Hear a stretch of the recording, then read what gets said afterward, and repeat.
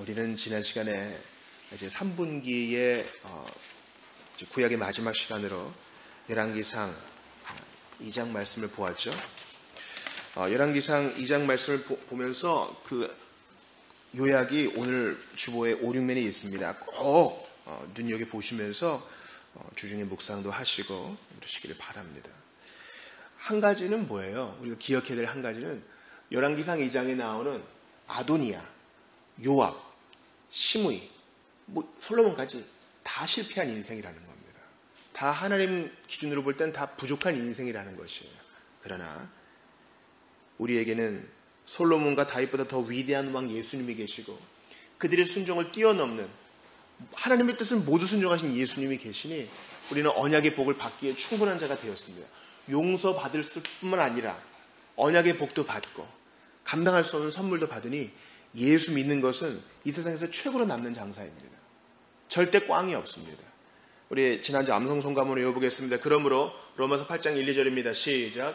그러므로 이제 그리스도 예수 안에 있는 자에게는 결코 정죄함이 없나니 이는 그리스도 예수 안에 있는 생명의 성령의 법이 죄와 사망의 법에서 너를 해방하였습니다. 로마서 8장 1, 2절 말씀. 복된 로마서 8장의 문을 여는 이 성구가 여러분의 심령에 살아있기를 바랍니다. 오늘 우리는 이제 빌립보서 말씀을 봅니다. 이제 구약의 말씀, 그러니까 이제 우리가 이제 연도를 기억할 때, 도대체 다윗은 언제적 사람이야? 다윗은 기원전 한 1000년쯤 전쯤 사람으로 기억하면 돼요. 그리고 우리가 오늘 본 빌립보서는 우리가 해설 성경을 갖고 있는 분들은 한 언제쯤 기록되었다 하겠지만 지금으로부터 한 2000년 전쯤에 기록되었다고 볼 수 있겠어요. 그러니까 지난주 열왕기상과 오늘의 빌립보서 사이에는 한 1000년의 간격이 있고 오늘의 빌립보서와 우리의 간격은 또 한 2000년의 간격이 또 있게 되는 것이죠. 빌립보서의 이 서는 편지, 서신이에요. 근데 빌립보는 뭘까요? 빌립보는 이제 페르시아와 싸워서 이긴 그리스의 왕, 젊은 왕, 여러분 기억나세요? 보통 너무 위대해서 대제라고 하죠. 헬레니즘 문화, 동양과 서양의 혼합 문화를 창달한 아주 위대한 젊은 나이에 죽은 왕이라고 하죠. 누굽니까? 우리 다니엘에서도 기록이 되어 있는데 바로 알렉산더 대제죠. 알렉산더가 자기의 아버지를 기념해서 아버지의 이름을 따서 만든 도시가 바로 빌립보입니다. 이 빌립보는 사도 바울이 유럽으로 넘어와서 세운 첫 번째 교회가 있는 도시 중 하나예요. 아주 의미가 있는 도시예요.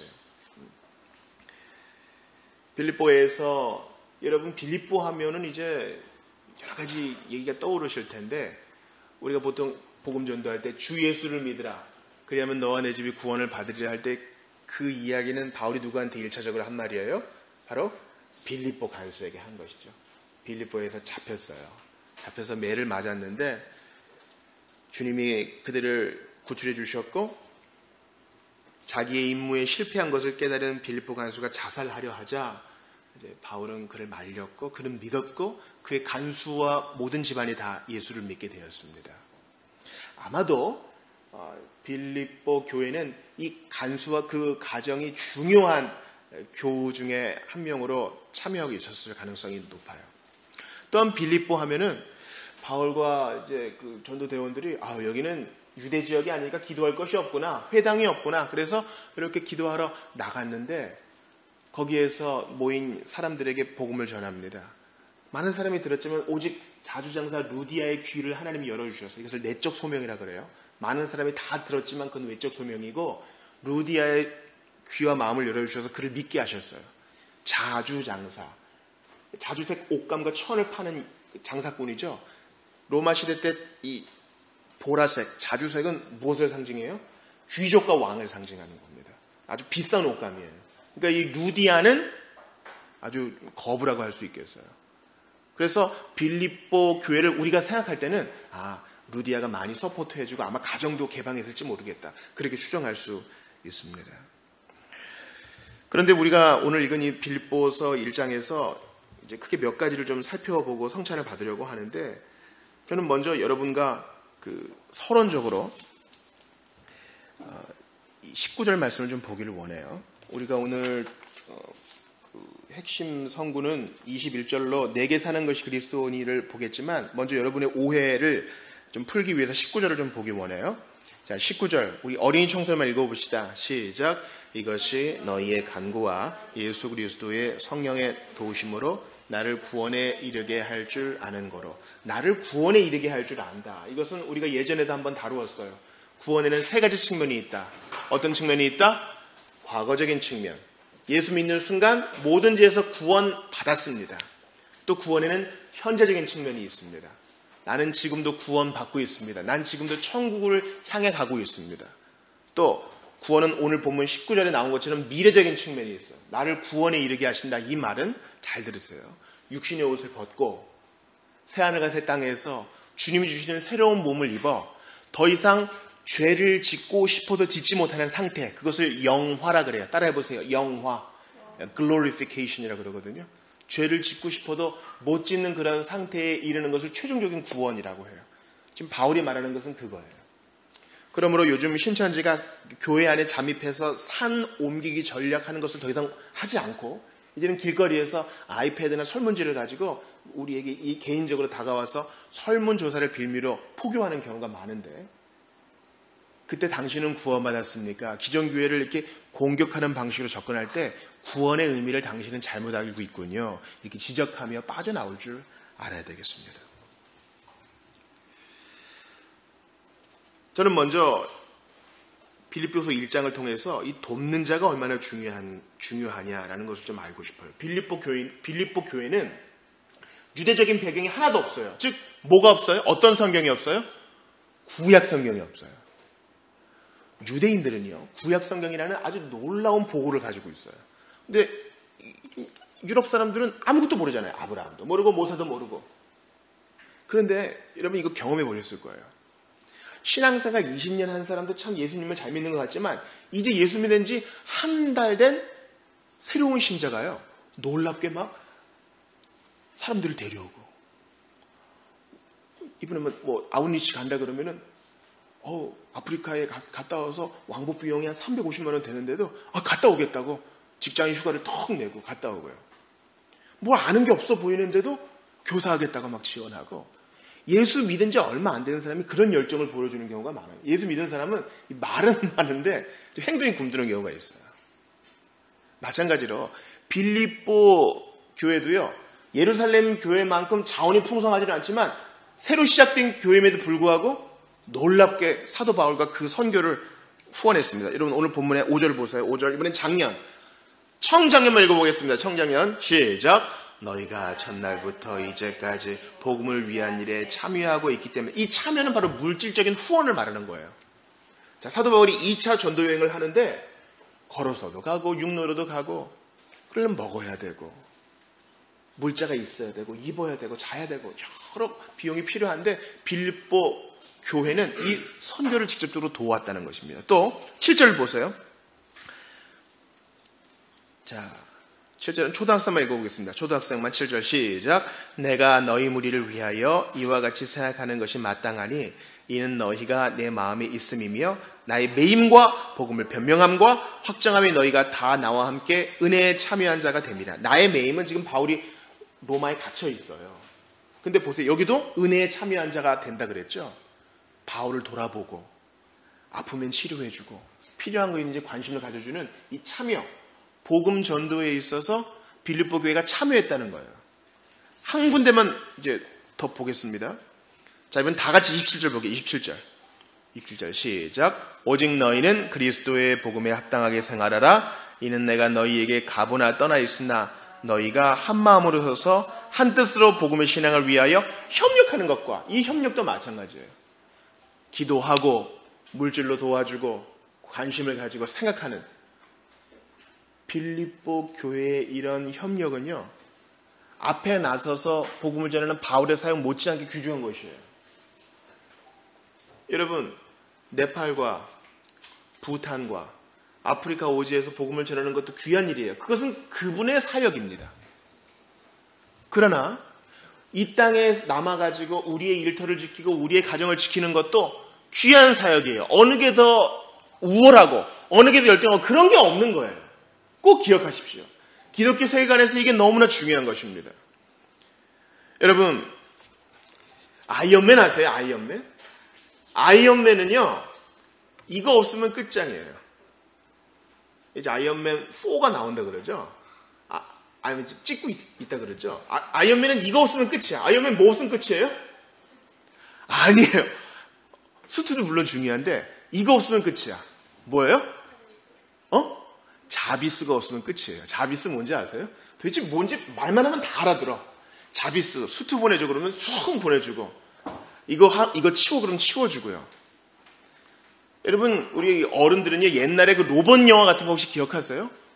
철인 28호, 마징가 제트, 이런 거 보면은요, 반드시 그 등장하는 그 주인공 외에 중요한 인물이 있어요. 누구예요?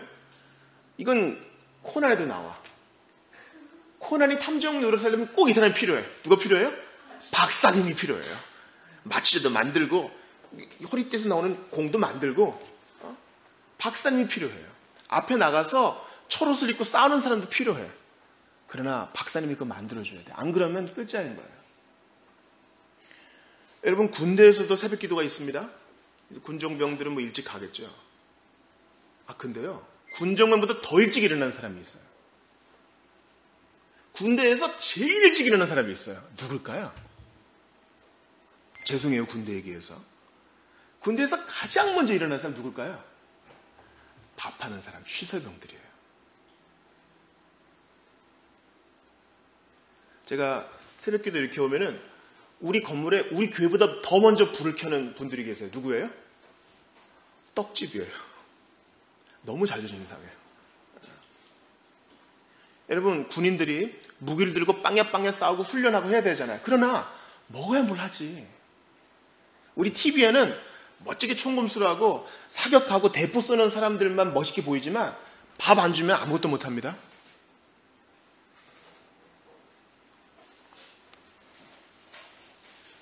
우리는 우리의 마음 가운데 있는 이러한 우등하고 열등하고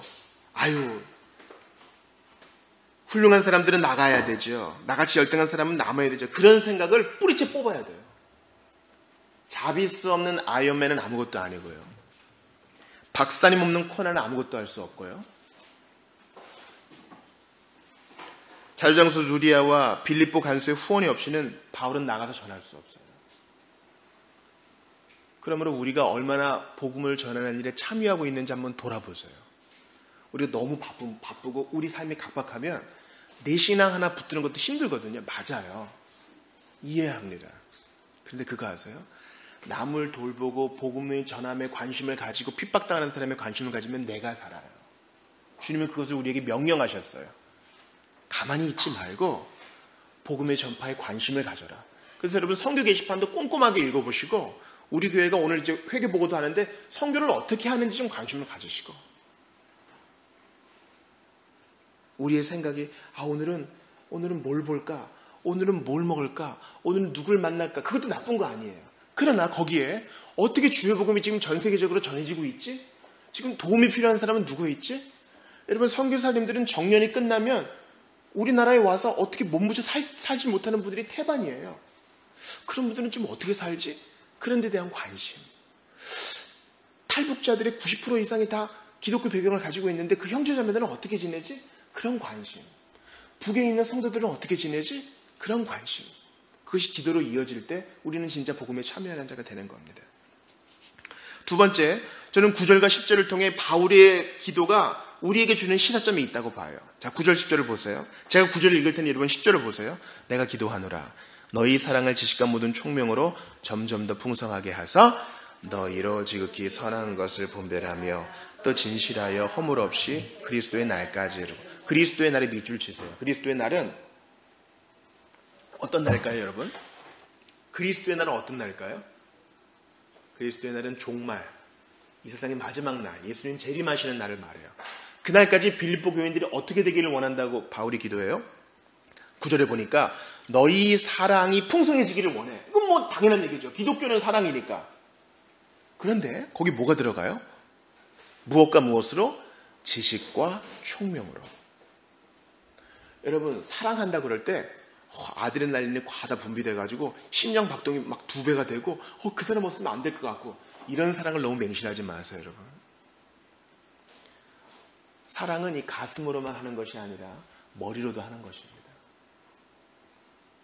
여러분, 태양은 빛과 열이 다 있어요.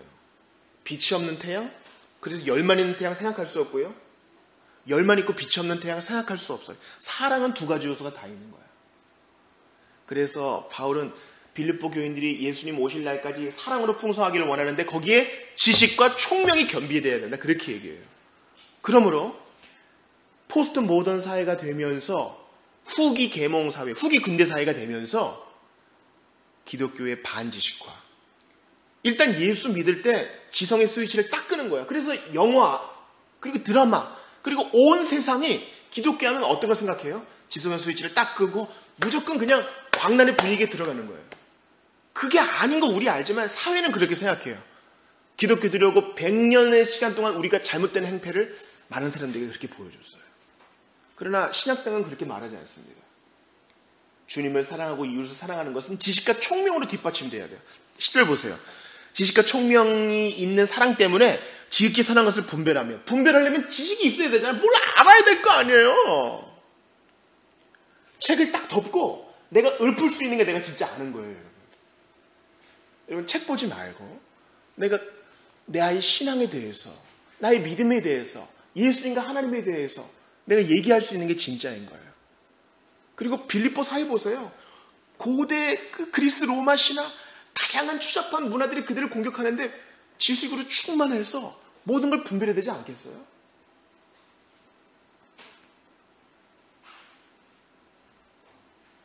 그러므로 우리가 믿는 이 신앙은 지식과 총명으로 가득한 사랑이 특징이 되어야 합니다.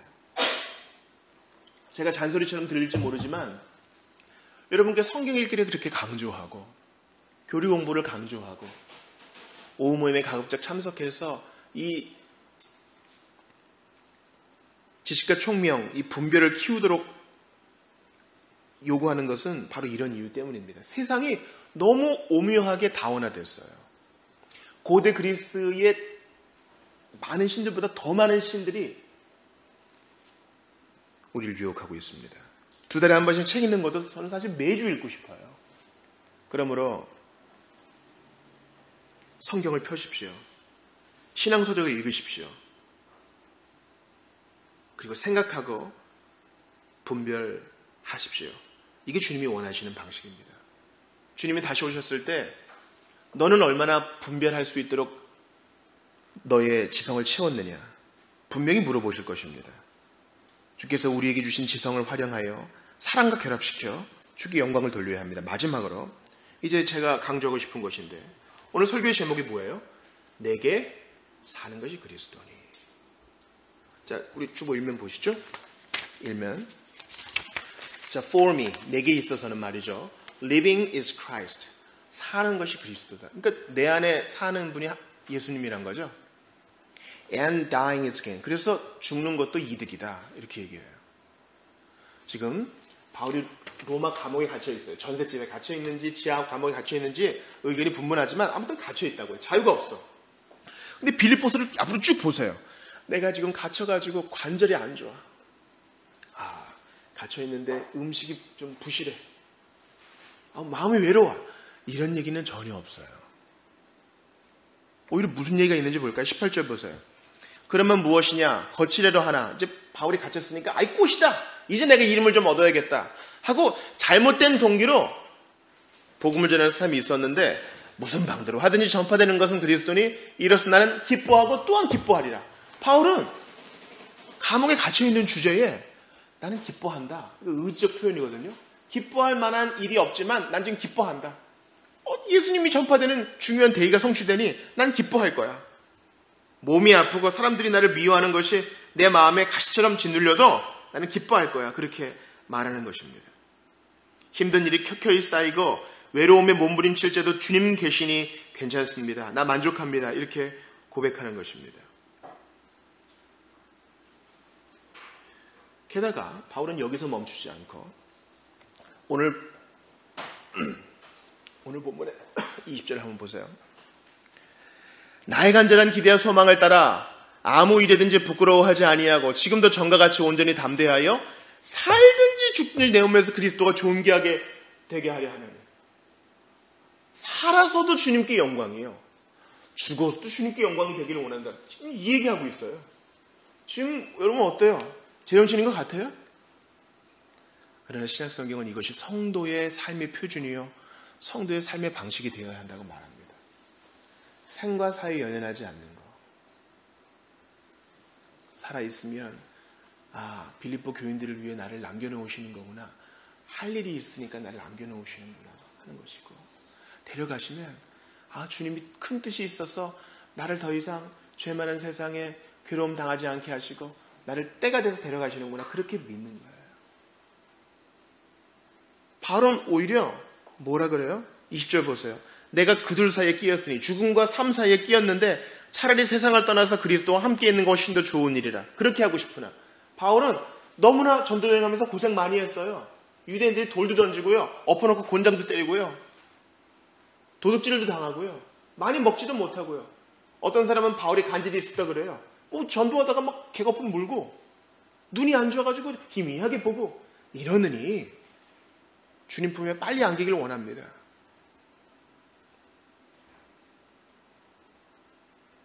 그러나 24절에서 육신으로 있는 것이 너희를 위하여 더 유익하리라. 내가 아직 할 일이 있으니 남아있는 것도 괜찮습니다. 바울은 이렇게 얘기해요. 사는 것도 괜찮고 죽는 것도 괜찮습니다. 주님만 영광 받으시면. 그래서 우리가 신앙 고백으로 받는 하이델베르 교리응답 1문은 뭐예요? 당신의 유일한 위로는 무엇입니까? 이렇게 안 묻고 어떻게 물어봐요? 살아서나 죽어서나 당신의 유일한 위로는 무엇입니까? 자, 살아있는 이 땅에서도 우리의 위로는 내가 예수님 거라는 확신이에요. 죽어서도 그분의 나라에 가면 예수님이 나를 알아보시니까 예수님이 나의 위로가 되셔요. 신자는 사나 죽으나 예수님의 것이라는 확신 때문에 그 무엇도 다 괜찮은 것입니다. 우리가 작년 2017년에 유언장 쓴 거 기억하세요? 제가 잘 봉인해서 지금 이제 올해 나눠줄 거예요. 1년 금방 가요. 1년 금방 가면 훅 가는 거예요. 훅 가요. 죽는 연습을 해야 됩니다. 제가 이런 얘기하면 여러분 안 좋아할 거 알아요. 구말리 같은 어린이들이 있는데 무슨 죽음이에요? 아니요. 나는 건 순서가 있을지 몰라도 가는 건 순서가 없는 것이에요. 제 친구 오성이가 있어요. 원주 제일교회에서 같이 성가대하고 같이 중고등부했어요. 그 오성이가, 저는 모태신앙이 아니니까 신앙 배경이 없잖아요. 성경도 모르고. 제가 막 운동장에서 체육하다가 목이 말라가지고 수돗물을 탁 틀어가지고 꼭지에 입대고 쪽쪽 빨아먹고, 옛날에 다 그랬어요. 쪽쪽 빨아먹으면 옆에 애가 물이 좀 약하게 나오고 막 그래요. 그러면 오성이가 그래요. 야, 물은 이렇게 손으로 받아먹는 거야. 그게 무슨 말인지 몰라요. 그 기도원의 300년수 때문에 그런 거예요.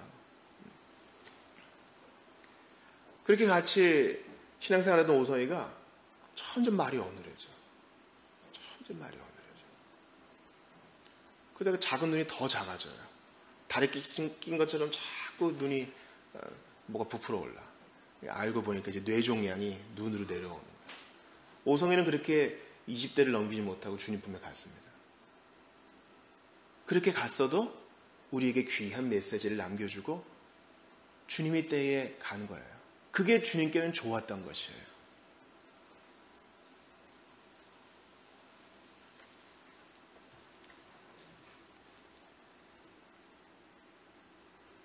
바울은 자기가 어떠한 대우를 받는다 해도 기쁨으로 받아들일 것이며, 남아있어도 기쁨으로 주님 위에 살고 데려가셔도 기쁨으로 주님 품에 안식하겠다는 신앙 고백을 합니다. 그래서 우리 교부들, 예수님 가시고 한 300-400년 안에 살았던 우리 신앙의 선배들은요, 주님을 위해 죽는 것을 영광으로 알았어요. 내가 이 죽음으로 나의 구원을 온전히 이루기를 원합니다. 그러한 소망이 있어서 교회는 잘못된 동기로 순교하는 사람을 가려야 될 정도로 그렇게 주님을 위해 죽는 것이 사람들 사이에 소망이었던 적이 있었습니다. 우리는 이러한 마음이 있기 때문에 토굴 속에 있어서도 주님과 교제하며 찬송할 수 있습니다. 광야 한가운데 있어도 친밀한 친구가 계시기에 이겨낼 수 있습니다. 그리스도 안에 있는 충만함이 있기 때문에 내가 있는 자리를 탓하지 않고 이겨냅니다. 지금 바울의 어조를 보세요. 지금 감옥에서 할 말이냐고요, 이게. 근데 이것이 가능하고 지금도 우리에게 가능해야 한다는 것이 오늘의 메시지입니다. 그래서 충격적인 말을 우리에게 합니다. 여러분 29절 보세요. 한번 오늘의 주제 선고와 같은 건데 한번 크게 읽어볼게요. 시작. 그리스도를 위하여 너희에게 은혜를 주신 것은 다만 그를 믿을 뿐 아니라 또한 그를 위하여 고난도 받게 하려 하십니다. 우리가 복음주의자들이 안 좋아하는 선고예요. 우리는 믿고 형통하기 원해요. 믿고 부자 되길 원한다고요. 근데 생각해 보세요. 그 누가 부자 되어서 신앙을 잘 지킨 사람이 몇 명이나 있습니까?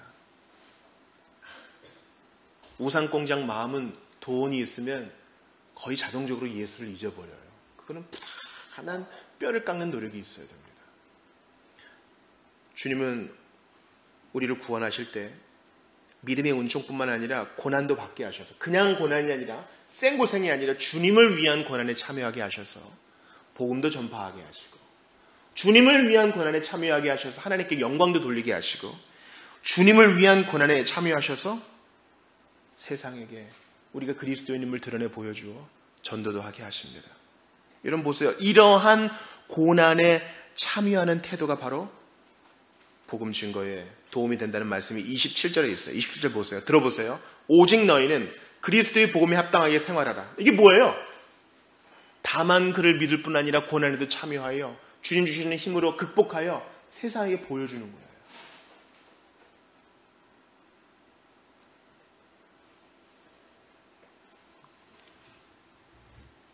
오늘 말씀을 맺고자 합니다.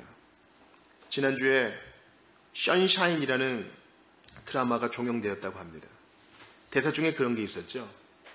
여러분들 주제는 의병이잖아요. 나라를 팔아먹고 등을 돌리는 사람은 다수다. 그러나 항거하는 의병은 소수다. 그러나 의병이 항상 이기는 까닭은 나라를 팔아먹는 사람은 목숨 걸고 그거 하지 않지만 나라를 지키는 의병은 목숨 걸고 그거 하기 때문이다. 내가 죽으면 다른 사람이 내 총 들고 싸울 것이고, 뭐 총포를 들든 뭐 펜으로 싸우든 내가 죽으면 또 다른 사람이 펜을 들면 되는 것이고, 다른 사람이 사진기로 또 찍으면 되는 것이고, 목숨 걸고 하는 사람은 이길 수 없는 거예요. 그걸 보면서 애국도 그렇게 하는데, 여러분 그 애국도요, 여러분 대부분이 다 기독교 신앙 모임에서 한 것이에요. 그래서 여성들의 모임에서 5원, 10원 이런 내가지고 상하이를 보내고 만주를 보내고 한 것입니다. 애국도 그렇게 하는데 예수 믿고 그분을 위한 고난에 참여하는 것은 어느 정도의 비장함으로 하는지 좀 물어봤으면 좋겠어요.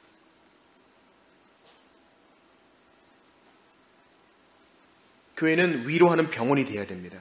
얼마나 힘들었습니까? 주님이 위로해 주십니다. 그러나 동시에 그리스도를 위한 고난에 참여하라! 하고 파송하는 병영, 군대도 돼야 돼요. 이 두 가지 기능이 함께 있어야 돼요.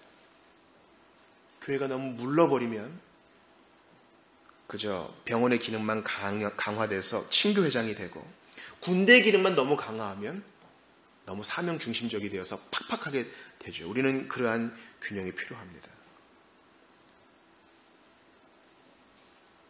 사랑하는 여러분, 예수님은요 바울을 사로잡으셨고 바울에게 주셨던 바로 그 기쁨을 이미 소유하신 분이십니다. 앞에 있는 즐거움을 위하여 십자가를 참으셨다. 앞에 있는 즐거움을 위하여. 예수님은 그저 죄인들 구원하시러 오신 것뿐만 아니라 죽으러 오신 거예요. 구원할 거면 그냥 구원의 은혜를 말씀으로 전파하시면 돼요. 그러나 고난도 받으시러 오신 거예요. 예수님은 깔끔하게 고통을 안 느끼고 죽는 약 같은 거 먹으면 안 됐을까? 아니에요. 맞고 아픔을 느끼고 구약에 예언된 대로 고난을 받으시러 오셨어요. 그래서 그 영광스러움이 우리로 하여금 천국에 들어갈 수 있는 문을 열어준 것입니다. 예수님은 죄인들과 먹고 마시며 기뻐하셨습니다. 어린이들과 노인, 여인들과 또 수백 년간 식민지 압제 속에 살던 백성들과 기뻐하셨습니다. 기쁨을 외부에서 찾지 말고 이미 내게 주신 그 은혜에서 찾는 우리 모두가 되기를 바랍니다. 내게 있는 것이 그리스도니 죽는 것도 괜찮습니다. 마틴 루터 존슨은 말했습니다. 우리의 신앙이 어떠한지는 죽음의 침상에서 비로소 제대로 드러날 것입니다. 여러분 기도하셔야 돼요.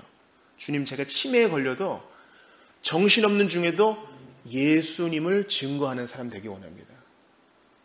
우리 교회 후원하시는 외부 후원자 중에 이제 어머님이 먼저 돌아가신 분이 있어요. 어머님이 지독한 치매에 걸리셨죠.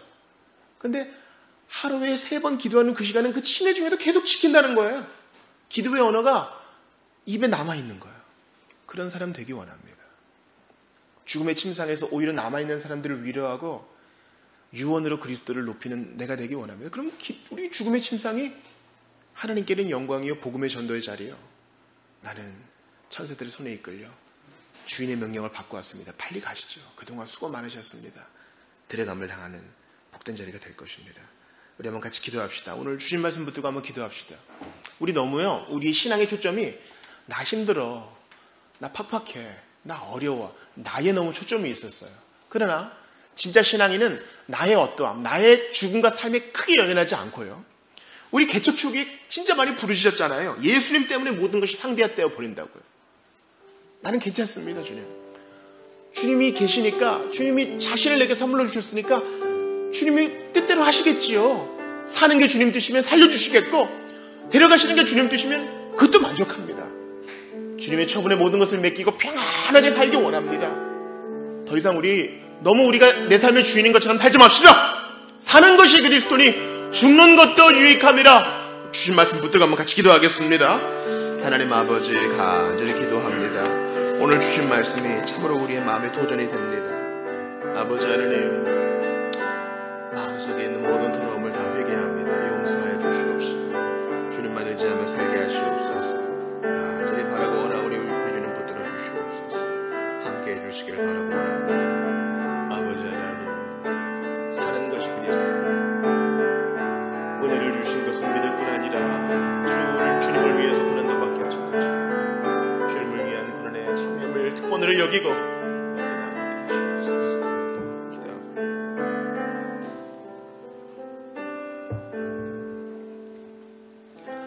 우리에게 은혜를 주신 것은 믿어 구원을 얻을 뿐만 아니라 그리스도를 위한 고난에 참여하게 하시고자 함이라는 이 충격적인 말씀에 예와 아멘으로 순종합니다. 살든지 죽든지 예수님만 영광 받으시면 좋다는 이 고백에 헌신합니다.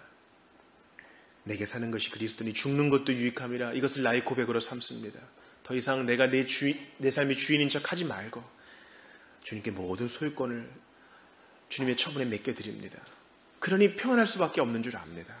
천국을 선물로 주신 주님, 인생에 여러 가지 문제 있을 때 주님께서 진짜 중요한 죄와 형벌과 사망의 문제를 해결하신 것을 믿음으로 고백하면서 감옥에서도 노래하고 주님을 높이는 바울처럼, 십자가 앞에서도 기뻐하시던 예수님처럼 우리도 삶의 고난 가운데 예수님 생각하며 기뻐할 수 있도록 의지적으로 기뻐하고 바깥에서 찾는 것이 아니라 이미 주신 그 은혜 가운데서 기쁨의 의를 찾는 저희가 되게 하시옵소서. 성찬을 받습니다. 은혜로 함께 하시고 내 살과 내 피를 먹는 자에게 주시는 그 은혜가, 그 복됨이 영원토록 있게 하옵소서. 예수님 이름으로 기도합니다. 아멘.